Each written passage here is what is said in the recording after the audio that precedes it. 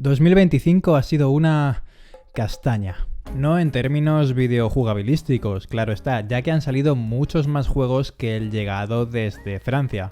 El regreso de Silent Hill ha salido bastante bien. Kingdom Come Deliverance 2 refina todo lo que vimos en el primero. Ha vuelto Ninja Gaiden y por partida doble, y hasta el Battlefield ha salido bastante redondito. Ark Riders ha sido toda una sorpresa. Hemos tenido la enésima versión de The Last of Us parte 2. El Civ 7 está guapo, Death Stranding 2 me moló, Insoi iba a destronar a los Sims y terminó haciendo ruido apenas unas semanas, y también hemos tenido posavasos guapísimos como el disco de Doom de Dark Ages. Hay algunos que tengo pendientes como Ghost of Yotei. Keeper me parece precioso y creo que va a ser el canto de cisne de Double Fine en la actual estrategia guillotinesca de Microsoft. Y por fin ha salido Metroid Prime 4. Al menos podemos celebrar que vamos a dejar de esperarlo. En cuanto a los independientes, no ha salido solo un videojuego venido desde Francia. Hades 2 es imponente, Dispatch es increíble y Blueprints es una auténtica sorpresa. Y para sorpresa, pues el lanzamiento de Silksong. Y si digo que ha sido una castaña es por mi culpa. He jugado a casi todos los juegos que acabo de citar, pero el Adulting me ha pasado por encima y solo he podido pasarme un par y encima por obligación laboral. La verdad es que he jugado muchísimo, pero la parálisis por análisis me ha afectado fuerte y he ido picoteando como si fueran simple contenido vacío propio de las redes sociales. Es por ello que este 2025 he recurrido a juegos ya conocidos, juegos confort para no preocuparme por todo eso que me estaba perdiendo al no tener tiempo para disfrutarlos como es debido. Y también he jugado algunas cosas más recientes que nunca había tocado y algún título que se había convertido en una cuenta pendiente que debía saldar. A continuación voy con esa lista de los juegos que más me han gustado, de los que me he pasado,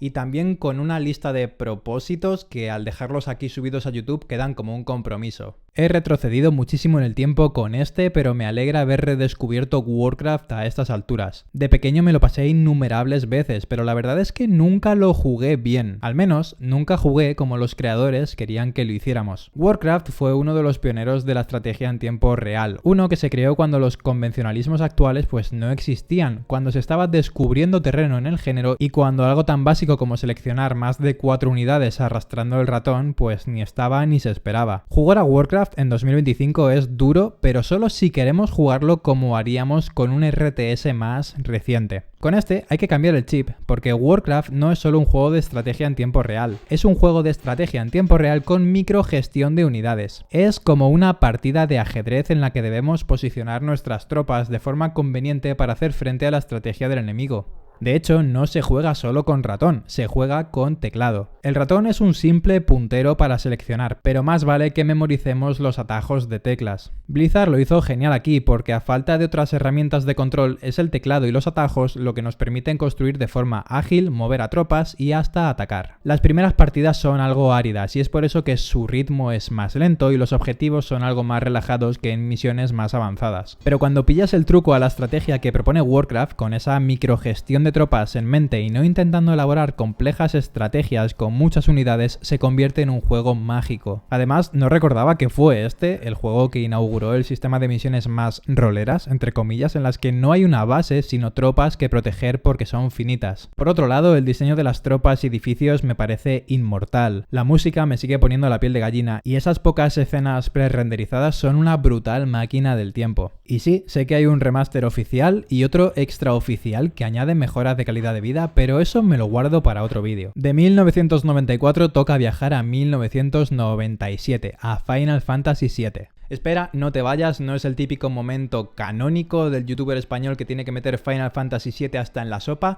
Tengo buenos motivos. Si lo estoy rejugando es porque cuando salió el remake me propuse llevar el original en paralelo. No solo me sirve para refrescar la cabeza, sino para ver cuáles son los cambios que Nomura está introduciendo en los nuevos juegos. Parece mentira todo lo que se ralentizan las cosas en los remakes si comparamos con el original. Una hora del original pueden ser 10 perfectamente en el remake, entre ese ritmo más lento, mucha más paja y una cantidad de secundarias demencial. Hay cosas que el remake hace mejor, porque por ejemplo algunos combates del original se me hacen algo bola, pero la magia de este título de 1997 me parece irreplicable. Esos fondos, a diferencia de los millones de polígonos del remake, nunca envejecerán. La música sigue pegando tan duro como el primer día, y aunque no fue ni mi primer JRPG ni mi primer Final Fantasy, hace que la nostalgia me invada cada vez que lo juego. Confieso que hago algo de trampa y lo estoy jugando en Steam Deck. En el sistema original tiene más encanto, estamos de acuerdo, pero ese adulting del que hablaba es incompatible con los puntos de guardado alejadísimos unos de otros en algunos momentos. Y sí, no me lo he acabado aún porque en Rebirth las cosas se quedan donde se quedan y tengo que esperar a la tercera parte. Tengo muchísima curiosidad por ver por dónde van a tirar y debo decir que con Rebirth tengo sentimientos muy encontrados. Por un lado, lo que están proponiendo me tiene loquísimo. Están jugando muy bien las cartas para que los que nos pasamos el original no sepamos bien qué puede ocurrir, pero además están expandiendo un mundo que en ocasiones se quedaba muy corto. Tras jugar el original y más tarde Crisis Core, sentí que la parte de Gongaga se quedaba, pues eso, muy corta y es algo que solucionan en Rebirth. También, como digo, tiene muchísima paja, algo de lo que también pecaba el remake de hace unos años. Pero si digo que tengo sentimientos encontrados es porque, por un lado, la historia principal me tiene atrapado, con ganas de mucho más. Los personajes me están encantando, pese a algunos momentos excesivamente kawaii de Sune. Pero por otro, están los dichosos puntos en el mapa al más puro estilo Ubisoft. Empecé tan metido en el juego que fui intercalando historia y secundarias, completando todo lo que las 3 primeras regiones tenían que ofrecerme. Sé que es una rotura total del ritmo y del tono, pero esa disonancia no es algo que me moleste. Y es cierto que el mundo se está yendo al carajo y que el ángel más atractivo de los videojuegos está muy enfadado, pero que Sephiroth relaje las tetas porque hay gente que quiere jugar a las cartas conmigo y yo con ellos. Sin embargo, llegó un momento en el que 2 misiones secundarias me tocaron mucho la moral. La primera es cuando tuve que rescatar al canario de unos chiquillos que se había escapado y cuando tuve que recoger las gallinas de una señora. Especialmente en esa misión, los toscos movimientos de Cloud hicieron que pensara, bueno, pues que ni una más. Y tras 40 horas de juego completándolo todo, decidí que efectivamente ni una más iba a perder en cosas secundarias. Empecé a ir más a saco a por la historia y de vez en cuando me invadía ese sentimiento de, joder, con todo lo que ya has hecho, invierte un poco de tiempo en ayudar a esos desgraciados. Reconozco que tenía básicamente el síndrome de Estocolmo, pero fui fuerte y ya completaré todo lo secundario en otra ocasión. Cuando tomé esa decisión y fui a full a por la historia, de verdad disfruté de un videojuego mágico. Y me fastidia que la entrega final no tenga marco de lanzamiento, porque Rebirth es un juego que ha ocupado la mayor parte de mis horas este año. No es al que más horas he echado, porque uno que mencionaré más tarde se lleva la palma, pero sí el que más absorto me ha tenido, y para desengrasar de vez en cuando me ponía con un juego más ligero que tenía pendiente mientras seguía pensando en esa historia que me quedaba por ver del Rebirth y ahora en todo lo que queda por ver en el desenlace de la trilogía. Forza Horizon era una deuda. Entré en la saga con el segundo y si bien probé el primero nunca llegué muy lejos. Me compré la Xbox One con el 2 y luego reventé el 3 y el 4. Y el México de Forza Horizon 5 es uno de mis lugares seguros en los videojuegos desde que salió. Pero ha sido este 2025 cuando me ha dado por ver de dónde vino todo y joder, debería haberlo jugado hace mucho. Forza Horizon es un juego mucho más acotado que los 3 últimos y tiene por eso un encanto muy especial. En este, a diferencia de los Horizon más recientes, no eres el capo del festival, sino un corredor que quiere participar en esta fiesta de la música y los octanos. Su lista de coches no es la más amplia, las canciones no pegan tan duro como en el 2 y olvida toda experiencia off-road. Aquí de hecho no puedes salir de la carretera marcada y creo que eso se siente bien, porque Forza Horizon 5 con toda esa exploración y conducción ilimitada se siente genial cuando tienes un día duro y básicamente solo quieres desconectar conduciendo a toda velocidad con temazos en la radio. Pero Forza Horizon 1 es algo más, por así decirlo, puro. Se siente una mayor progresión que en las entregas más recientes. Los avances a través del festival a medida que conseguimos pulseras que nos dan acceso a nuevas pruebas son más tangibles y es una experiencia que abruma mucho menos que las más nuevas. No hay avisos cada 2×3, no hay 800 iconos por kilómetro cuadrado y el mapa más acotadito te permite conocerlo mucho mejor. Gráficamente se mantiene extremadamente sólido tantos años después de su lanzamiento porque se ve sorprendentemente bien, suena genial y es un juego perfecto para disfrutar de un buen podcast mientras conduces en modo piloto automático. Pero aunque me ha encantado redescubrir el inicio de una de mis sagas favoritas de conducción, echaba de menos que el coche se me fuera de atrás. Echaba de menos esa conducción off-road, pero sin un mundo abierto gigantesco. Y en esa búsqueda de una experiencia más desafiante, cruda y que requiera toda mi atención al volante es cuando me crucé con Art of Rally. Tengo que hacer un vídeo de este juego porque me tiene realmente obsesionado. Aunque uno de mis primeros juegos de consola fue el V-Rally, realmente no me gustan tanto los juegos de rally. No se me dan bien, pero Art of Rally ha conseguido que me vuelva loco con ellos. He vuelto al Colin McRae 2, estoy loco por probar Old School Rally y bueno, pues he echado muchísimas horas a este Art of Rally que podría llamarse el arte del derrape. El juego tiene cierta historia entre muchas comillas. En cuanto empezamos, un Buda gigante nos pone en situación. Estamos en un universo alternativo en el que el grupo B de los rallies no tuvo el trágico desenlace que tuvo en la vida real y los fabricantes siguieron evolucionando unas máquinas que eran indomables.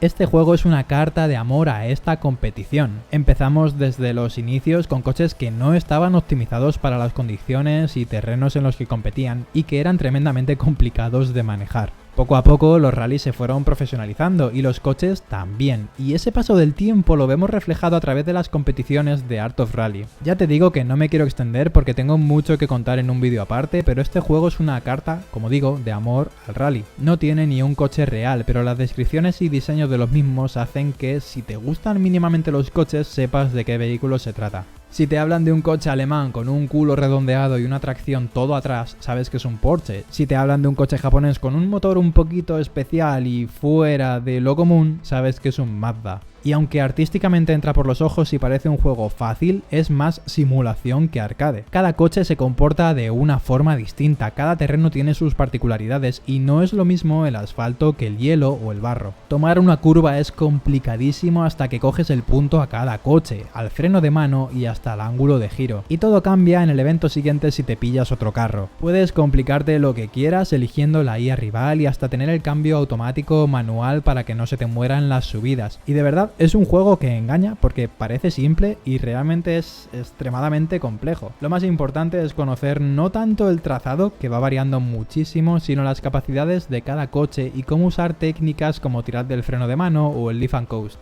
Art of Rally quiere que el coche sea una extensión tuya y que afrontes cada nueva etapa sin miedo a las curvas porque, como digo, el coche es parte de ti y cuando lo conozcas da igual lo que te pongan por delante. Lonely Mountains Downhill es exactamente igual y a la vez todo lo contrario. Es otro que he descubierto este año y me parece un juego imprescindible para la Steam Deck y que comparte con Art of Rally un apartado visual precisista con estilo low poly, una dificultad elevada y una experiencia sonora imponente. Lo que Art of Rally transmite con su música, Lonely Mountains Downhill lo hace con el sonido de la naturaleza. Vamos con la jugabilidad, porque si en Art of Rally el circuito no importa porque lo vital es conocer tu coche, en este la bici es lo de menos y lo fundamental es conocer la montaña como si fuera tu casa. Esa que puedes recorrer a oscuras y sin reventarte el meñique contra la pata del sofá. Al principio el juego nos pone en la piel de un dominguero con una bici del Decathlon y antes de cada nueva ruta podemos bajar de chill. A medida que recorremos el sendero por primera vez desbloqueamos puntos de control y es algo muy necesario. Cuando llegamos a la meta es cuando empieza el verdadero reto en cada montaña. Si queremos piezas que nos sirvan para crear bicis con mejores estadísticas, como una mejor amortiguación, tendremos que superar ese sendero que hemos hecho con el modo dominguero activado, pero ahora con el modo inserte nombre de biciclista de trail famoso porque no conozco ni uno. Y también tenemos retos. Si completamos la bajada en cierto tiempo, ganamos. Si lo hacemos en menos tiempo aún, ganamos más. Y si completamos la ruta sin morir más de X veces, pues ganamos otras recompensas. Y luego tenemos lo mismo, pero de noche, y es donde todo se complica mucho más. Si antes te decía que los puntos de control son vitales, es porque no solo marcan la mejora de tiempo respecto a nuestra mejor marca, sino porque en este juego vas a morir y mucho. Una curva mal tomada hace que la bici se vaya al carrer. Una caída desde más alto de la cuenta acaba con tus sesos pintando las rocas. Y uy, como vayas demotivado pensando que puedes clavar algún derrape imposible. Lonely Mountain es un golpe de remo constante pero tremendamente satisfactorio cuando por fin conoces la montaña. Cuando sus atajos no son un secreto para ti y cuando sabes perfectamente cómo coger el ángulo para los giros y saltos más radicales. Cuando eso pasa... ya sé Kung Fu. Además, cada vez que te empotras, el cargado es instantáneo. Es otro juego perfecto para la Steam Deck y te recomiendo encarecidamente jugarlo con auriculares porque la música es, bueno, la de la naturaleza, la de las ruedas resbalando sobre la arena y la de los pájaros descojonándose cuando te has bajado antes del autobús 20 veces seguidas en una curva en la que intentabas arañar medio segundo. Con tanto juego de rueda ya estaba algo cansado y me apetecía volver a casa, volver a un shooter y en concreto volver a The Darkness. Es un juego que no aparece en las listas de grandes shooters de la séptima generación, pero que cuando sale en una conversación resulta pues que sí tuvo unos cuantos fans que lo recuerdan con mucho cariño. Básicamente encarnamos a un mafioso llamado Jackie Estacado que al cumplir los 21 recibe el poder de la oscuridad. Jackie me parece un personaje regulero, pero el juego me encanta. Fue desarrollado por Starbreeze, que son los mismos que los del juego de las Crónicas de Riddick, y quienes posteriormente fundaron Machine Games, que son los de los nuevos Wolfenstein y el Indiana Jones y el Círculo Dorado. Es decir, esta gente sabía y sabe lo que hace. Y tuvo cosas guapísimas para la época, como unas sombras dinámicas muy marcadas, un tono adulto que afortunadamente no era el de la hipersexualización de los cómics en los que se basaba, y un flow que... Para empezar, Jackie puede usar armas tanto a una mano como duales. Todo es diegético porque no hay un punto de mira, sino una especie de puntero láser que es el que nos indica dónde irá la bala. El movimiento de las manos es súper realista y la sensación de disparar sigue molando bastante si tenemos en cuenta que estamos ante un juego de 2007. Si nos cansamos de la balacera y disparamos a las fuentes de luz, podemos invocar a la oscuridad. Aparte de unas serpientes que nos salen de alguna parte de la espalda, tenemos la posibilidad de llamar a los Darlings, que son como unos gremlins que nos dan apoyo desde lejos, cuerpo a cuerpo, explotando contra enemigos o apagando las luces. A medida que matemos peña y nos comamos sus corazones, desbloqueamos nuevos poderes como la posibilidad de pegar putiasos o invocar agujeros negros. De hecho, esta es una habilidad que está rotísima. Y lo que más me gusta no es ni el doblaje, que está guapo, ni el tono, ni la historia, sino lo físico y realista que se siente la Nueva York de The Darkness. Porque no tenemos un mapa, no tenemos brújula, ni convencionalismos del medio. Jackie se mueve en metro porque tiene tremenda conciencia social y tenemos que estar atentos tanto a las estaciones, que bueno, hay 4, no tienen pérdida, como a los mapas de las calles cuando salimos a la superficie o los nombres de las señales. No es perfecto, ni mucho menos, y hay una fase que se vuelve un infierno, metafórica y literalmente. Pero es un juego al que tengo muchísimo cariño y del que ya digo que me gustaría hablar largo y tendido porque tiene una historia chula detrás. Ya que estoy hablando de la época buena de la 360, vamos con uno de los grandes indies que definieron Xbox Live Arcade. Bastion es uno de esos juegos a los que vuelvo cada cierto tiempo porque es como un tazón de chocolate calentito en una mañana fría. Es fácil entrar, pero difícil de dominar. Tiene una banda sonora impecable, un narrador al que sigo sin entender cómo no le dieron todos los GOTYs y un apartado artístico precioso. Puede que el arte te resulte familiar porque es del mismo estudio que este 2025 ha sacado, un jueguito cualquiera llamado Hades 2. Supergiant Games lleva desde 2009 sacando juegazo tras juegazo. No solo son divertidos, sino que cuentan con apartados artísticos de infarto, y Bastion, para ser un primer juego, es solidísimo. Encarnamos a Kid, un chaval con el pelo blanco que tiene amnesia. ¡Porque tengo amnesia! Que se pega un porrazo contra el suelo del bastión. Esta plaza central es el HUD 1 que iremos reconstruyendo a medida que consigamos núcleos de mundos que debemos explorar. Cuando los consigamos, iremos repoblando el bastión y consiguiendo edificios que nos permitirán cambiar las armas, potenciar ataques y otro tipo de mejoras para ser más efectivos en nuestra tarea de masacrar renacuajos. La jugabilidad es bien sencilla. Botón de cuerpo a cuerpo, el ataque a distancia, el ataque especial que puede ser un señuelo para enemigos, trampas explosivas o granadas, y un escudo que nos permite hacer un parry. También podemos rodar para esquivar. Y ya estaría todo dicho. Al principio es sencillote, pero a medida que avanzamos en la historia nos encontramos enemigos más y más exigentes. Y ese narrador que mencionaba nos va contando el lore del mundo llamado Caledonia y también de Kid. Es un juego precioso que está en infinidad de sistemas y que si no has probado te lo recomiendo con la fuerza de los mares. El que ya no te recomiendo tanto es este, porque de la droga se sale, pero de Vampire Survivor es muy difícil. Es el que más dudas me suscita a la hora de meterlo en este repaso anual, porque llevo 3 años jugando como un descosido, es decir, no es algo nuevo. De hecho, he ido por rachas. Lo descubrí en Game Pass y jugué muchísimo por streaming desde el móvil. En 2024 me lo compré en Xbox con todas las expansiones y hace unos meses lo vi rebajado en Steam y me lo pillé para Steam Deck. A estas alturas la verdad es que no tengo mucho que decir de Vampire Survivor. Empecé a jugarlo porque me aburría y sinceramente pensaba que iba a ser un juego de mierda que copiaba algunos diseños de los Castlevania clásicos y que me aburriría a la media hora porque las mecánicas serían las de un juego slop de móvil. Me equivoqué una absoluta barbaridad. Al principio es verdad que duras poco, pero a medida que juegas y desbloqueas tanto potenciadores permanentes como personajes, vas llegando más y más lejos tanto en la partida como en nuevos niveles.